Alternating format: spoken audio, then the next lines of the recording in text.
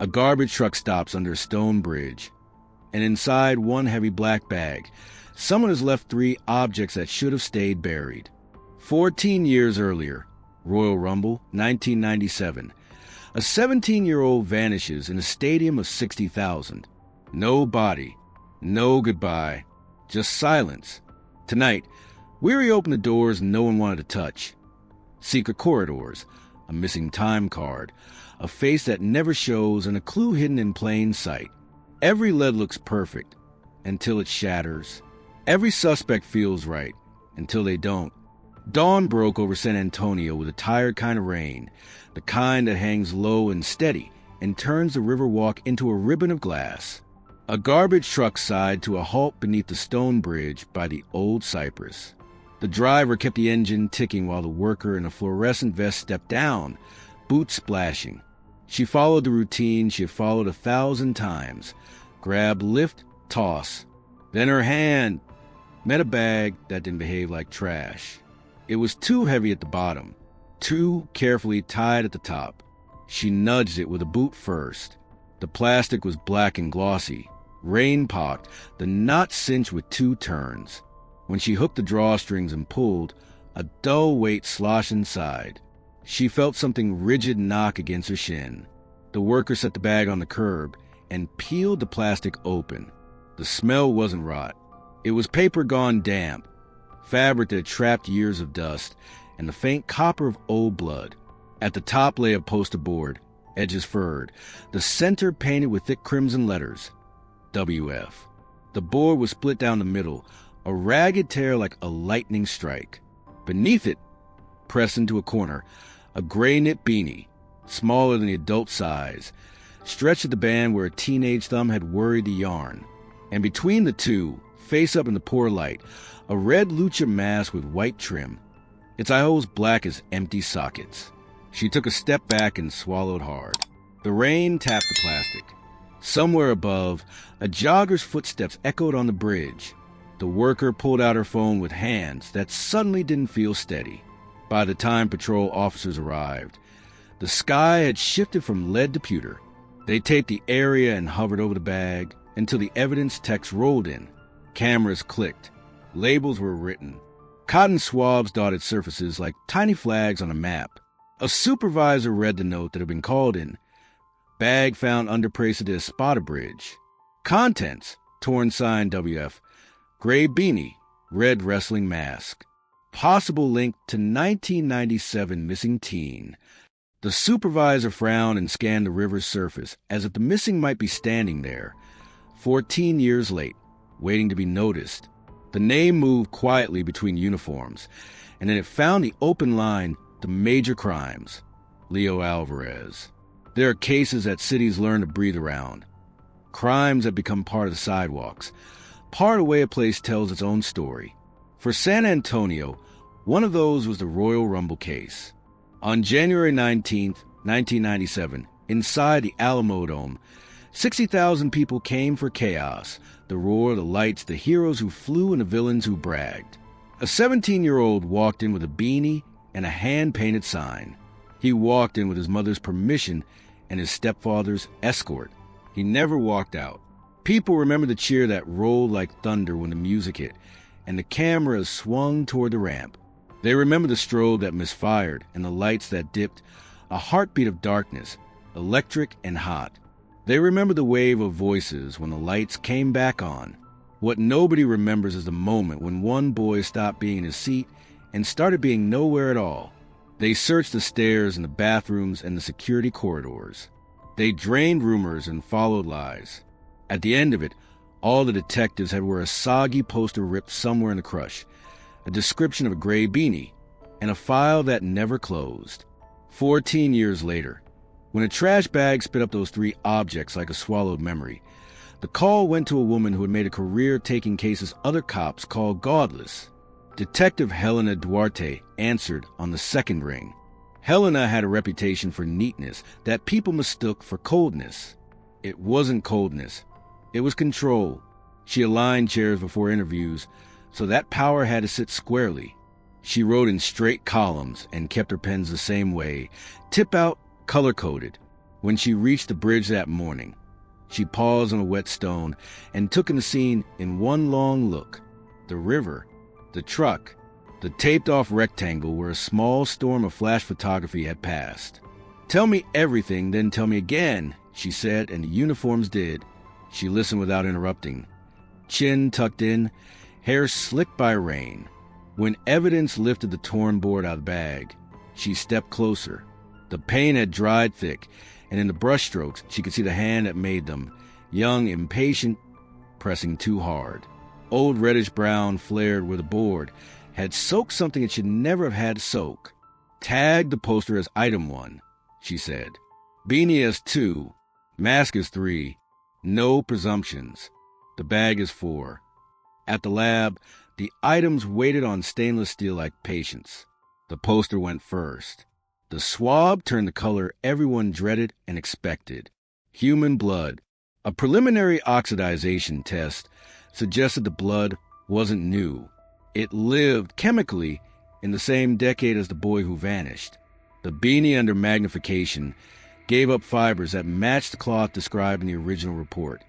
Acrylic blend, cheap, bought from a stall near Market Square, the kind stitched in a hurry for a winter that rarely came. The palm stood a little crooked. A scuff at the back of the band suggested a hand had plucked at it. The DNA on the inner seam would take time, but the evidence tech looked up and said softly, "This was worn and worn a lot." Then there was the mask. The lab lights found a sheen in its red panels. The stitching was hand-done, careful but not commercial. The lining had been washed, but not well. There were fibers that didn't belong to it. Stray gray, stray black, a glint of mica like dust swept from concrete. The mask had weight and a presence the others didn't. It looked new and old at once, like a secret made from newer cloth. Helena didn't say what she thought. She rarely did before the first round of tests. She paged through the 1997 file while the dryness of paper frayed her fingertips. Photocopies of statements. A hand-drawn map of the seating section where Leo had sat. A list of items collected that night. One torn sign, one ticket stub, one drink cup from under the seat row. No mask. No mention of a mask. No photograph of the flash of red in someone's hand as they hurried away. The detective slid the mask to the far side of the table, like a piece she didn't want to move too early in a chess game. She checked the clock. Then she went to see Celeste Alvarez. Celeste's apartment looked like a place where time had been asked to sit down and behave. Keys on a hook, color-coded tags. The counter wiped to a shine. A photograph by the TV of a boy with a soft mouth and serious eyes, a beanie tilted back. Celeste opened the door and clutched her cardigan closed with a hand that shook once, and then calmed because she made it. "Detective," she said, voice thin with caution.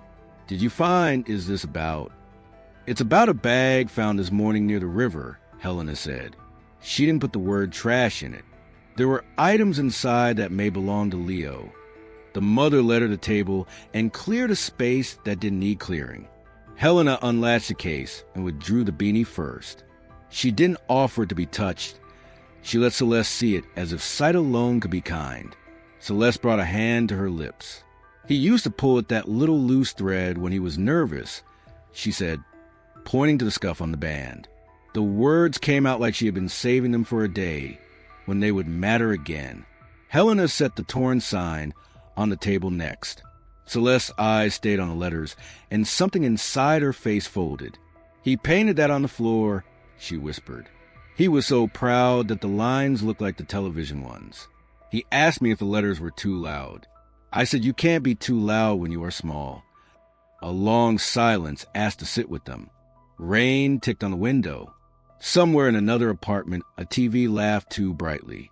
Helena waited until the quiet turned from heavy to bearable. "There's one more item," she said at last. "I need you to tell me if you've ever seen it." She lifted the mask. Celeste's reaction was not immediate and not dramatic. She leaned forward, narrowed her eyes, then shook her head slowly. "No, Leo never had one of those," she said. "He made drawings, yes. He liked the ones with wings. But this, I have never seen this. Helena nodded. She had put money on that answer, without letting herself realize. She reached into her folder and slid out the old intake sheet from January 1997. "This is the list of property recovered from your section that night," she said. There was no mask recorded then, but somebody put this one beside his beanie and his sign, and they put all of it in a place where it would be found. Celeste's gaze slid from the mask to the poster and back, as if trying to measure whether the present could fit over the past without tearing. "What does it mean?" she asked, and when the last word broke, she covered with a cough. Helena didn't answer right away. She stood and crossed the window.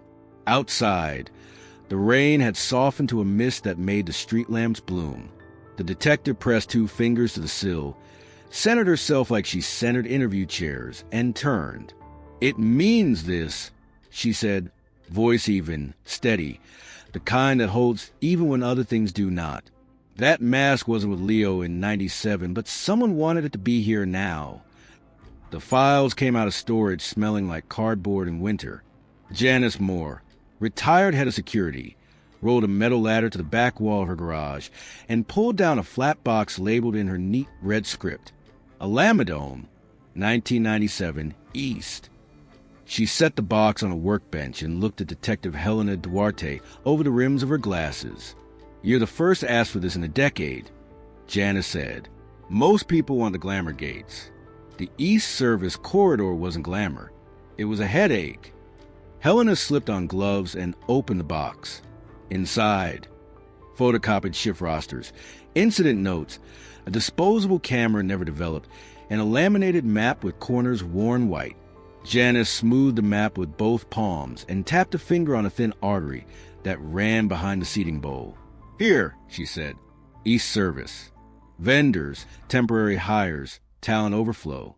One door was supposed to be badge only. On big nights, it was badge mostly. We had a lighting dip during the Rumble. For 20 seconds, that corridor was the softest part of the building." "Where did it lead?" Helena asked. Janice slid her finger to a square marked stair for, down to maintenance, out to a service hatch not far from the Riverwalk. It should have been locked. Should have been does a lot of work. Helena photographed the map and took the camera for the lab. Old plastic could still give up small truths. When she thanked Janice, the older woman held the detective's gaze and added quietly, "We missed something that night. We all did." By midday, Helena met Nina Rangel at a small table near the newsroom coffee machine. Nina had a shoebox with rubber bands around it and the measured energy of someone who had learned to speak quickly so she wouldn't lose her courage. "This might be nothing," Nina said, "or it might be what has kept me up since I heard about the bag." She laid out a contact sheet and pointed to a frame from 1997. Grainy parking lot lights washed the blacktop in cones. In the foreground, a man in a dark jacket turned away from the lens. Something red caught in his hand like a splash of paint. His face was a blur in side motion, a ghost that refused to be named. "I took these before the show," Nina said.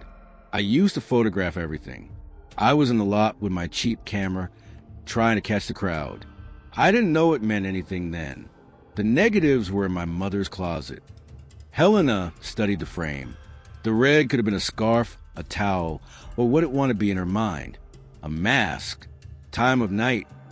"Close to 6:30, Nina said. Gates had just opened. Helena slid the print into an envelope and wrote the hour in her careful hand. "You were in school with Leo?" Nina nodded. He drew ring gear in the margins of his homework. He made everyone a superhero, if he liked you. If he didn't, he left you as you were.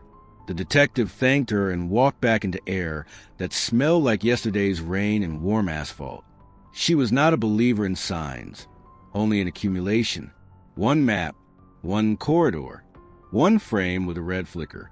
To keep the story honest, it had to go backward before it could go forward. That afternoon, the narration returned to the last day Leo Alvarez had been easy to find.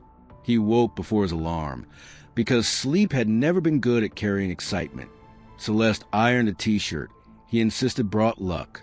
She checked the time too often and forgot the coffee on the burner. Leo put the beanie in his pocket because the day was warm for January and wearing it too early made his head itch. He set the WF sign by the door, letters still tacky. Doyle arrived with the same abrupt knock he always used. He filled the frame in a way that made the doorway seem mean. Leo collected his sign and his beanie. Celeste stood straighter and kept her voice even. "Text me when you're inside," she said. "Payphones are cheaper," Doyle told Leo with a half smile that looked like a small, private joke. "Come on, we'll be late for the fireworks." The car ride to the Alamodome was 4 miles of silence broken by small instructions. "Buckle up, hold the sign flat, don't lose the tickets." Leo nodded and looked out the window. Doyle's breath carried a sweet, medicinal note that cut through the car's stale air. It was clove, the way some men chewed on buds to hide other smells or to soothe a tooth that hurt. At the checkpoint, Doyle flashed a laminated card that looked official enough to one guard and important enough to the next. He had done part-time security at concerts, and he liked the rhythm of a lanyard on his chest. They found their seats. Leo lifted his sign. The night swallowed them whole. Back in 2011, the detective parked at the Alamodome and walked the perimeter until she found a locked steel door with a fading authorized personnel sticker. Janice's map folded perfectly against the hinge. Helena requested the facility's escort and, once the paperwork slouched through, followed a maintenance man into the bowels of the building. Concrete cooled the air. The East Service corridor stretched narrow and long, fluorescent lights humming tiredly above. Doors punctuated the left wall, each with a number, like a row of quiet mouths. Helena counted to stare for. The padlock on the service gate was newer than the paint around it. Someone had replaced it years after 1997, then never repainted. "Where does this go now?" Helena asked. The maintenance man shrugged. "Down to the old utility tunnel. Out near the river. We keep it locked. People try to cut through." "Today a detective tries," Helena said. He smiled and produced a ring of keys that could open a small city. They descended a tight stairwell that smelled vaguely like wet metal. At the bottom, the corridor gave way to a grated gate. Through it, a low tunnel curved like a spine and breathed cool air from somewhere unseen. Water sounds carried, soft and constant. Helena's flashlight swept the floor. New trash, old dust, boot scuffs that told no time. She crouched beside a scuff that had a crescent shape, the kind a heel leaves when someone stops and pivots. It could have been last week. It could have been 1997. The tunnel didn't care. She heard a shoe scuff behind her, just a whisper, just enough. When she turned, the man at the gate flinched in the light and took off running, a blurred jacket and cap racing into the curve. "Hey!" the maintenance man barked, startled. Helena was already moving. Her breath stayed low, and even as her steps found the rhythm she used on treadmills, drive, land, push, the runner cut left toward a wedge of daylight. He was fast in the way of someone who has been chased before. At the hatch, he tried to squeeze through the gap, shoulder first, and stuck. Helena's hand closed on the back of his collar. He cursed, wriggled free, made it 2 more steps, and met a uniform coming down the incline. They cuffed him against a wall of cool stone. He lifted his chin like a man practiced at pretending this didn't happen often. "Sparrow," the uniform said, recognizing him with a sigh. "You're trespassing on a day we don't feel like it." "Working, officer," the man said. "Same as you. Scalping in a tunnel?" "Scouting," Sparrow corrected, and his mouth shaped a grin that didn't hold. Helena stepped in, the river's breath on her face. "You were here in 1997, she said. "Not a question. You know how people moved in and out when the lights dipped." His eyes flicked to hers in a way. "Lots of people were here in 97. Did you see a kid in a gray beanie?" She kept her tone calm, not a drop of heat. 17. A sign that said WF. He would have been scared or excited, or both. Something in Sparrow's posture surrendered a fraction. "Kid like that went past a security guy," he said after a beat. The man had him by the elbow, like you do when you're pretending not to drag someone. Described the guard. Tall, jacket with a patch that looked real enough in the dark. And Sparrow hesitated, then shrugged. He smelled like clove, like he'd chewed one or bathed in it.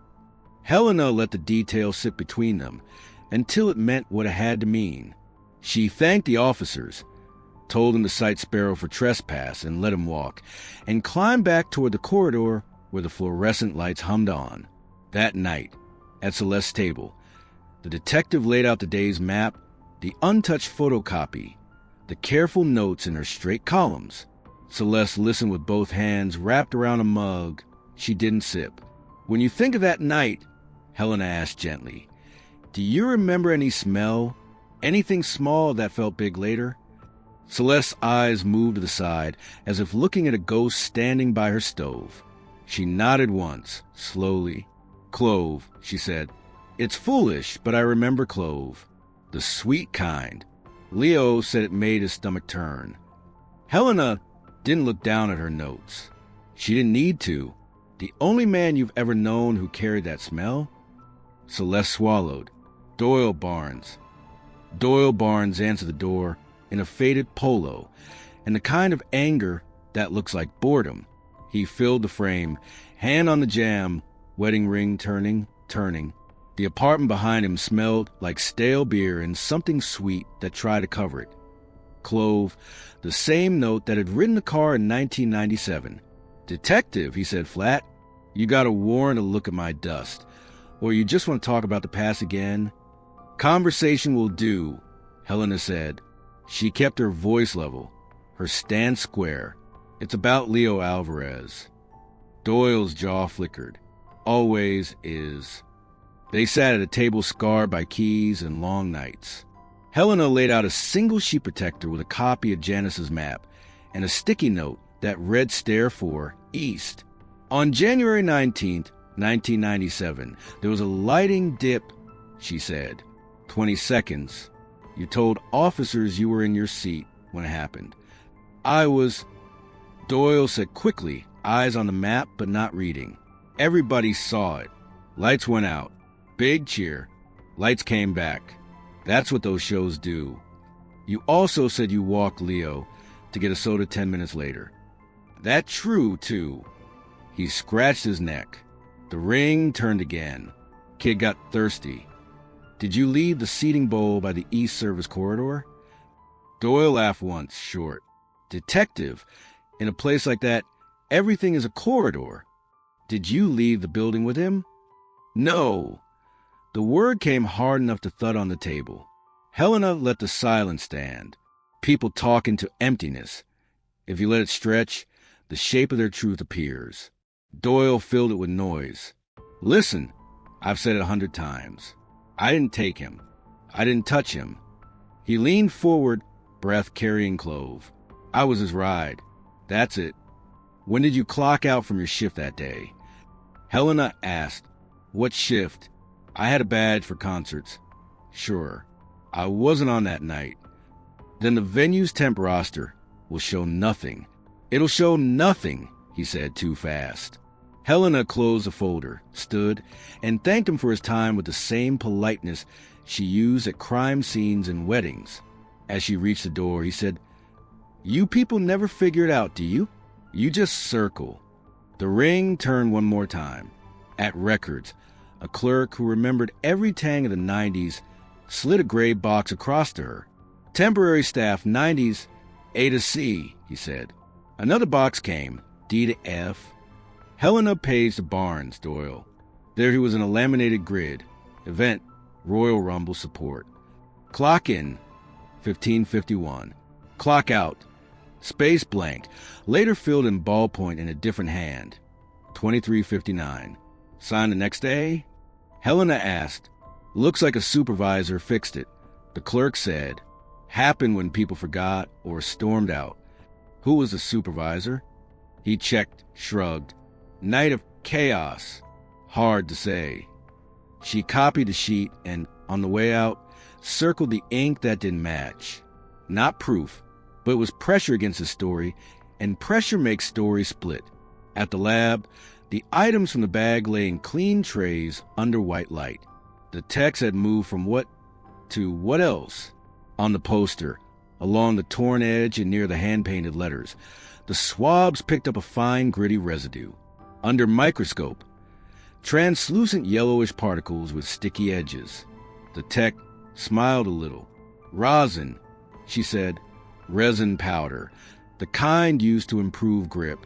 Musicians, gymnasts, and sometimes ring crews use a bit when they tape gloves so the hands don't slip. It's not from a kitchen. On the mask, the lint roller brought up grains that felt wrong in the glove palm. Not dirt, not dust. The microscope found angular crystals, pale and sharp, with flecks that caught light. Construction sand, the tech said. Field mix. Silicon dioxide. A hint of mica and limestone dust. Not beach. Bagged or swept up at the site. It's embedded in the lining, which means the mask was near an active patch of work. Someone leaned on a half-cut cinder block, or it sat on a stoop by a saw. Helena wrote it down in a neat column. Poster rosin, ring handling. Mask construction sand, site not beach. She held the two notes together like pieces that wanted to touch. Janice Moore picked up on the first ring. You said construction near the east access. Helena reminded her. I did, Janice said, riffling papers in the background. Let me remember, 97. We were reworking a lateral ramp. The city had crews cutting drainage slots near the service hatch. For one weekend, they had caution tape and cones, and we had a headache trying to route town around it. Talent. Guest performers who weren't on the official sheet. Masked guys mostly. They liked to sneak in surprises for the crowd. Names. Not on paper. Janice paused. Wait. A flyer ended up on my desk that week. Somebody left it. Red ink, lightning bolt. El Relámpago Rojo. One night only. Southside Gym. I threw it away. It wasn't our event. Red. Lightning. Construction by the east access. Rosin on the poster. Sand in the mask. The outline began to firm up into a shape the mind could hold. Helena drove to the south side and started asking the kind of questions that make doors stay closed at first and then open a crack. Old men at a boxing gym remembered a masked wrestler who worked both sides of the highway and didn't say much. Came through after shows up north, one said. Had a truck with Texas plates and a radio that only played Spanish ballads. A young trainer pulled out a plastic bin of forgotten promotions. At the bottom lay a sun-faded flyer with a red zigzag across it. El Relámpago Rojo. Saturday night. Harlandale Community Center. No year, but the paper felt like the past. Helena didn't need the date to test the path. When's your next community show? She asked. Tonight, the trainer said. Garbage wrestling, charity, the whole thing. You coming to boo or to bless? Neither, she said. I'm coming to listen. The gym that night smelled of popcorn, sweat, and the kind of excitement that makes kids bounce in their seats. The ring ropes were wrapped in tape that had been fresh last week. The announcers might squeal twice and then behaved. Families settled with nachos. In the corner, a cluster of men in black t-shirts moved like a small, friendly tide. Helena took a seat 2 rows back, where you can see faces when masks slip. The card rolled through a tag match and a comedy fall. Then the lights dimmed, not emergency dark, just a showman's dusk. The music cut in sharp. A figure stepped to the curtain in a red mask with white trim, the fabric catching light at each stitch. He wasn't young, but he moved like he respected his joints, and they respected him. On the mask, a simple bolt of lightning. The crowd didn't know the name, but they knew the shape. They clapped because sometimes ritual matters more than memory. Helena waited until the match ended. The masked man bowed to the cheap seats and left through the side curtain. She moved with the people toward the exit, then slipped left down the staff hallway. past the folding chairs and the Gatorade cooler, until she caught sight of Red turning a corner. "Sir," she called, voice calm, "I need to ask you a few questions about an old night." He looked back once, eyes to the mask flashing calculation that took no time at all. Then he ran. It wasn't a sprint. It was a practiced, efficient retreat. He slid past a merch table, ducked under a chain, hit a door with his shoulder, and bled into the narrow back corridor that led to the loading bay. Helena kept pace, not shouting, not promising anything, just breathing. Footsteps popped off cinder block. Somewhere, a kid squealed at the thrill of running for no reason. At the bay, a stack of mats leaned against the wall. The man in red clipped one with his hip and stumbled. His hand shot to his face, fingers catching the cord at his jaw. It snapped with a small, bright sound. The mask held but a length of braided wax string. The tie fell to the concrete and lay there like a shed nerve. He didn't stop. He burst into the night, hopped into a pickup, and was gone before a plate number meant anything. Helena crouched, picked up the cord, and rolled it between her fingers. It was the same gauge and make as a tie on the mask from the bag. Same weave, same tiny heat-sealed end. The same small irregular bar tack mark that suggested a human hand had knotted it in the same motion. She stood under the humming light of the loading bay and let the scene settle. A veteran lookador had just run from a polite question and left a string that spoke the same language as the string in her evidence tray. For the first time in 14 years, the path didn't fade at the edges. It brightened. A masked man with a red bolt had ties, literal and otherwise, to a mask that never belonged in the original case. He had moved through a world that brushed against the East Service corridor, a world with construction dust in its lining. He knew something about the night Leo Alvarez vanished. The red string rode in Helena's pocket like a live wire. She took it to a neighborhood gym on South Flores, the kind of place where the front bell is a cowbell and the air smells like rubber and effort. A banner drooped over the ring.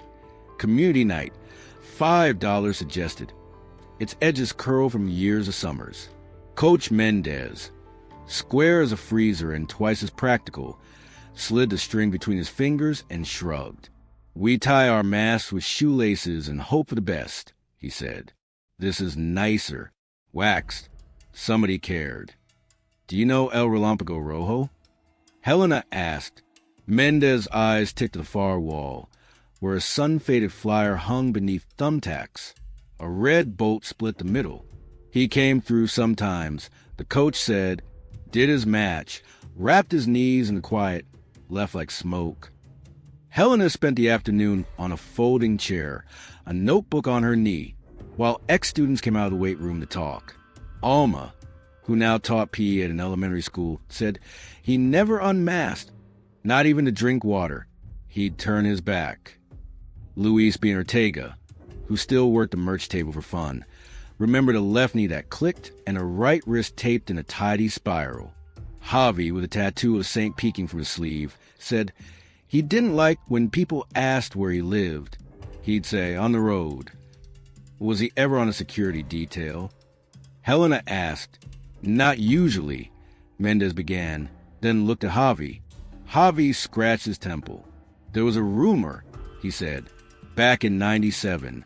They needed bodies at the Alamodome, temporary hires. Somebody said Relámpago picked up a pass for a backstage night, for the lanyard.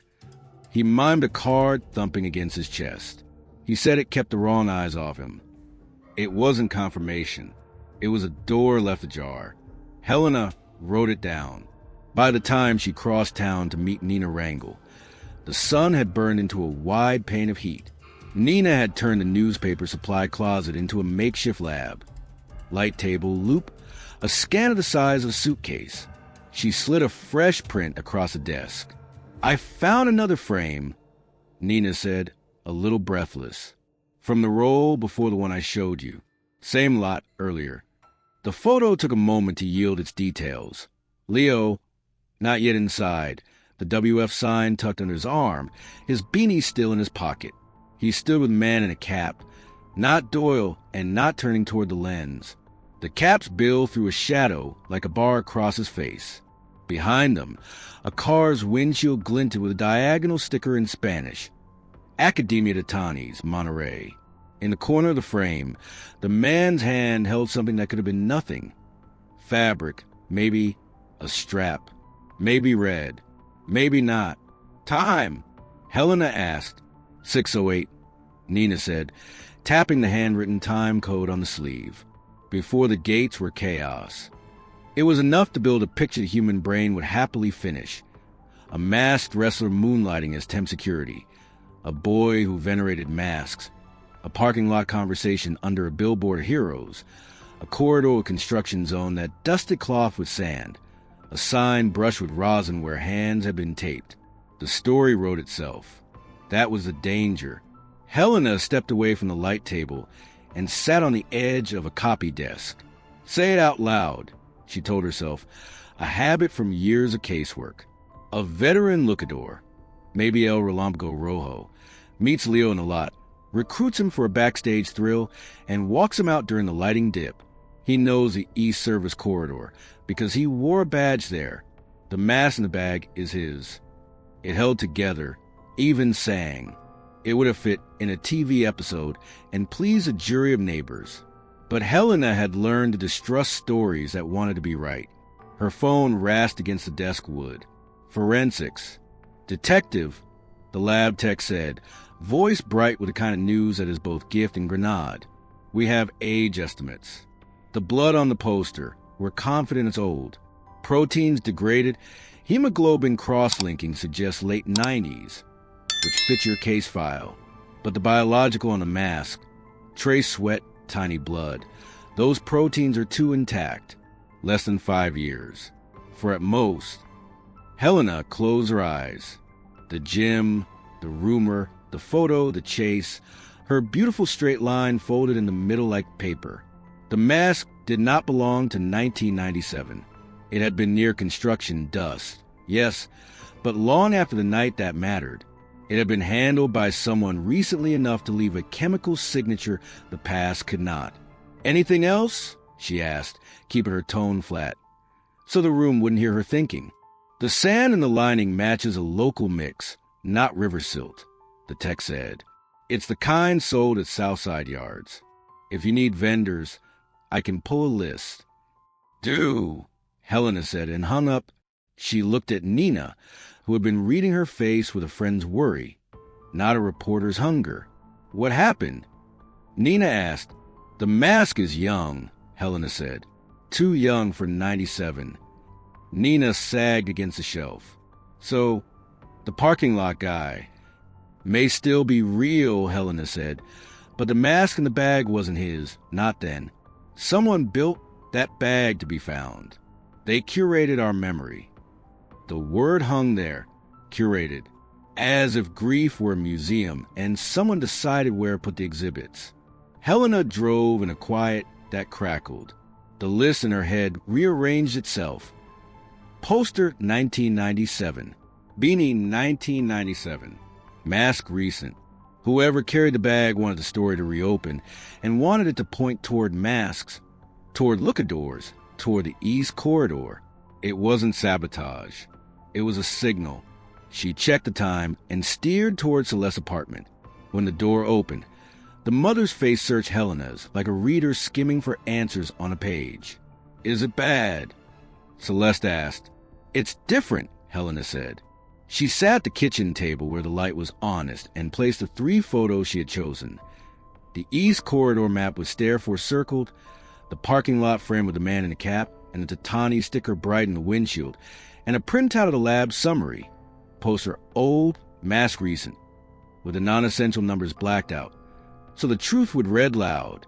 Celeste touched the corner of the lot photo, and then let her hand retreat, as if the paper might be hot. He looks small, she murmured. He was not small to me then. Helena nodded. We followed a wrestler in a red mask last night, she said. He ran. He dropped the cord that matches the tie on the mask in the bag. For a moment, it felt like the line went straight from him to Leo.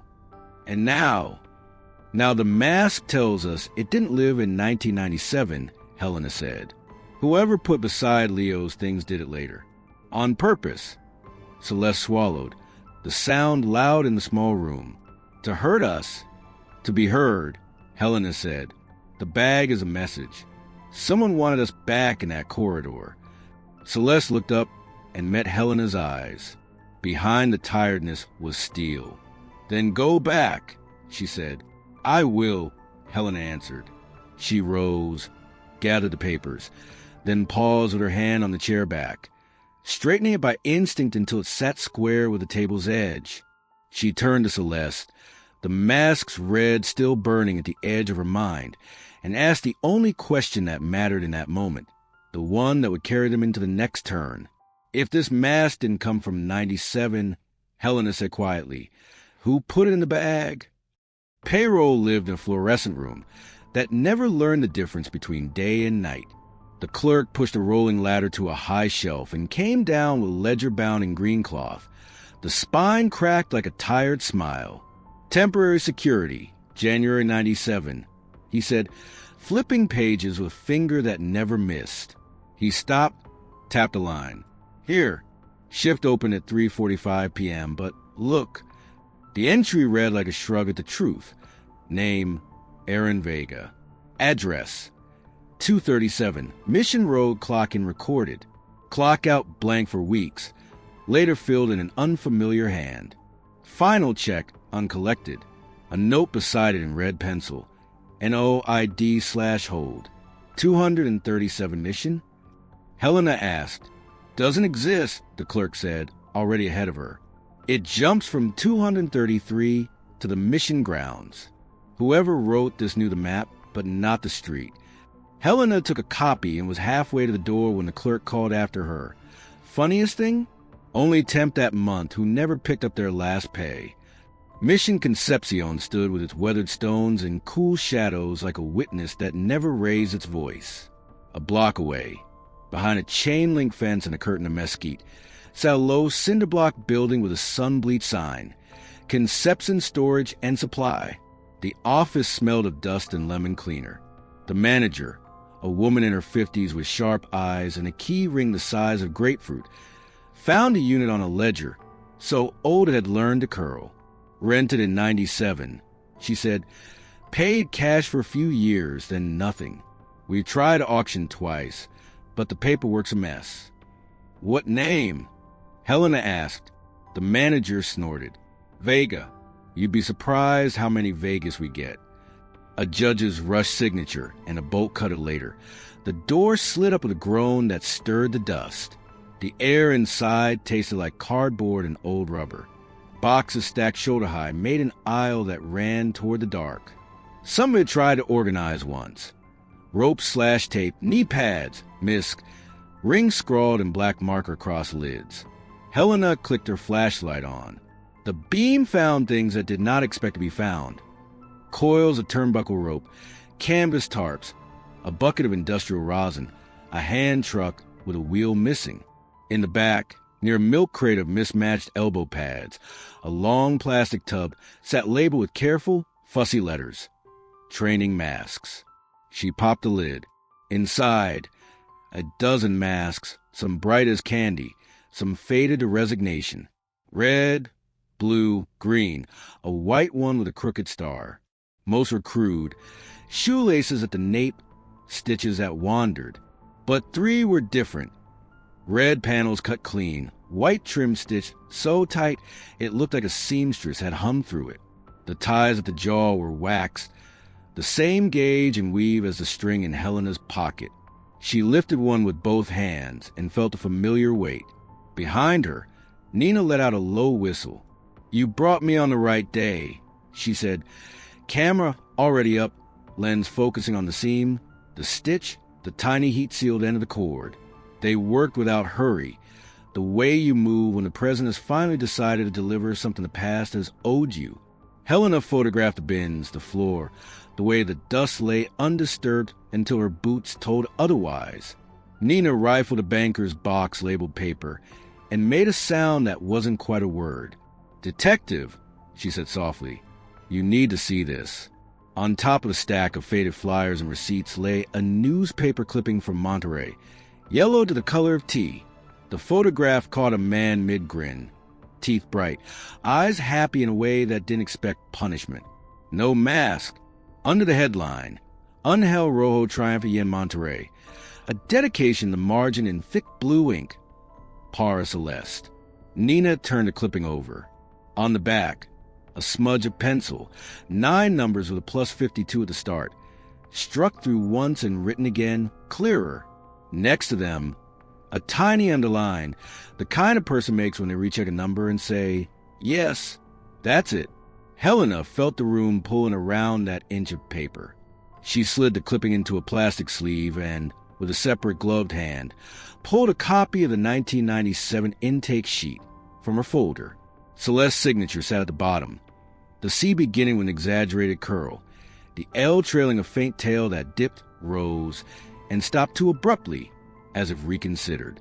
On the margin of the Monterey clipping, in that blue ink, the C of Celeste curled the same way. The tail on the L rose and stopped at the same nervous angle. She's written on this, Helena said, not unkindly, more to the air than to Nina.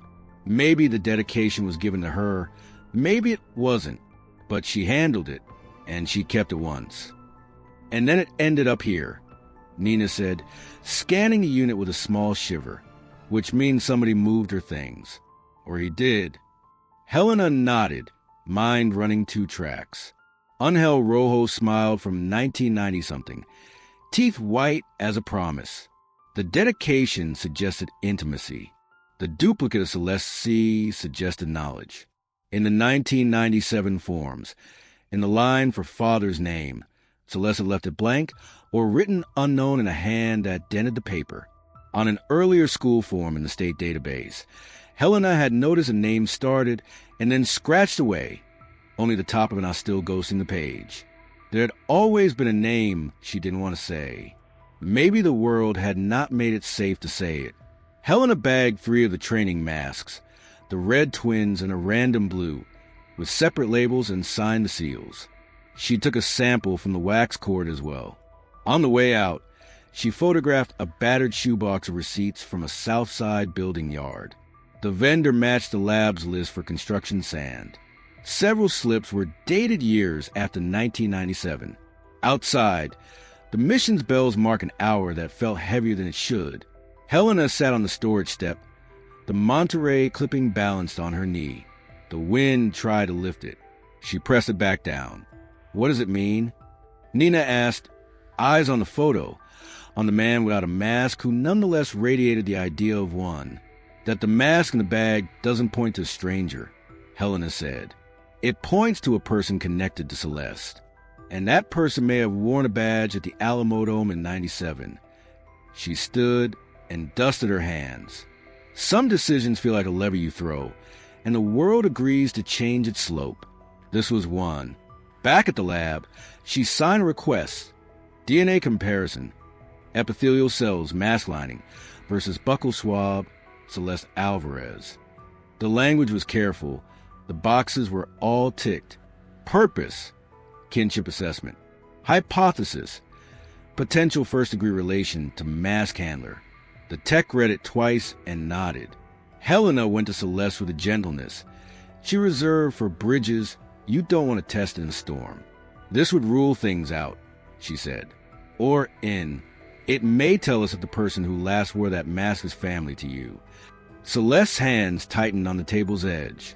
A long breath, then a small nod. If truth is a knife, she said, then cut clean. The swab took seconds, a soft sweep against the inside of a cheek, sealed, labeled, carry away down a hall that smelled like alcohol and old coffee. Helena told Celeste she would call as soon as she knew anything, and meant it. The detective's office was a rectangle of order. She placed the Monterey clipping on a stand where the light could catch it and sat. The clock ticked on the wall with a modest confidence. Outside, the city changed shifts. Her phone rang. Helena reached for it, eyes flicking once at the man on the clipping, his bright, unafraid smile, and then to the looping sea of a woman who had learned to write around the things she could not say. She answered. We don't hear the words. We see her face change, professional calm peeling back for a heartbeat, replaced by surprise, so pure it looks like light. Helena didn't speak right away. She let the silence in her office carry the weight of the call for one beat, then two, when she finally drove to Celeste's apartment. The late sun laid a thin goal on the table where they had sat so many times, hands near and answers far. It's kinship, Helena said softly, setting the report down but not pushing it across. The DNA from the sweat inside the red mask shares half the markers with you. The lab calls a first-degree match. It isn't Leo. She let that settle. It points to Leo's biological father. Celeste's hand closed around the edge of the table, knuckles whitening, then loosening as if she caught herself falling. You know who, she said, not asking. We have a name, Helena said. Angel Rojo. Something passed across Celeste's face. Grief and relief braided tight. She looked at the wall, as if a younger version of herself were standing there in a borrowed blue dress, holding a clipping from Monterey and pretending the future could be negotiated. When she spoke, her voice was steady. He was a good man in a life that didn't allow him to be. I thought hiding his name would keep a door closed. It kept my son behind it. Helena nodded. I think Angel learned what Doyle had become. The temp badge let him move where he needed to. The blackout gave him a window. He took it. The film in our minds rolls back to January 19th, 1997. The Alamo Dome hums with music and heat. In the lot, a man in a cap with a gym sticker on his windshield talks quietly to a boy who is trying to pretend he is not afraid of wanting more. The boy's beanie is in his pocket. His sign is bright and earnest. Inside, when the lights dip and the crowd roars for spectacle, Angel moves. He comes down the East Service corridor with a lanyard that looks official enough in bad light, and a purpose that makes him bigger than he is. He finds Leo at the aisle edge, because they planned for that moment, or because the world conspired to offer it, and puts a hand not rough on the boy's elbow. Don't look back, he tells him, voice a low current. The boy smells clove fading in the air above the seats and doesn't miss it. They slip through stair 4, past caution tape, and a bucket of construction, sand someone forgot to kick aside. Rosin dust clings to the torn poster rubbed against the wrong railing. The grate at the bottom of the stair gives a sound like a coin dropping into water. Cool river air lifts their hair. They step into the tunnel's curve, find a hatch that opens on cypress and stone, and become shadows on a path that has no cameras, only the soft witness of an old city. In the parking lot, a pickup idles with a radio low and Spanish ballads murmuring. They do not drive fast, they drive true, south and then more south, where questions are written in another order. At the border, Angel's plan, careful and plain, works because good plans made by desperate men sometimes do. Monterey opens like a new name. The years that follow are not a fairy tale. They are work. Angel finds bookings in small gyms and larger ones, enough to keep the lights on and the boy in shoes that fit. He teaches Leo to tape a wrist, so it holds, and to breathe under a mask when the air feels thin. He teaches him how to disappear on purpose. No photos without the mask, no interviews, no bravado in bars. He keeps him out of school systems that would ask for documents that would lead him back to a house where clothes is a cover and control is a hobby. They argue about calling, writing, crossing back. If I take you through a door, they will ask me who I am. Angel says, one night at the small table in a small kitchen. They will not like my answer, and they will hand you back to a man who thinks love is a leash. He looks older when he says it. The boy, becoming a man by inches, counts to 8 on his thigh and stops himself at 7, because stopping yourself is a muscle too. They invent holidays. They fix what breaks. They live. And then, in 2011, life refuses to bargain. A doctor in a white coat says a word that swallows seasons, and Angel loses a fight that is not booked, not fair, and not in front of people who can chant his name back to him. His ring bag becomes a house for papers. Receipts for sand, Flyers from gyms, a clipping from years ago where he is smiling without a mask, an inscription in blue ink to a woman he did not hate, but could not keep. Leo stands in an empty apartment and holds a red mask that still smells like detergent and dust. He thinks of his mother at a table in San Antonio, organizing keys as if order could make time behave. He thinks of a detective he has never met, of a corridor with a gate, of the way a city learns to breathe around a missing person and starts to forget they were oxygen. He packs a bag. He chooses 3 objects on purpose. The WF sign that was his voice when he was small, the gray beanie that was his comfort when the world was too loud, an angel's mask, clean and recent, carrying the father's sweat like a thumbprint. He ties the drawstrings into 2 careful knots.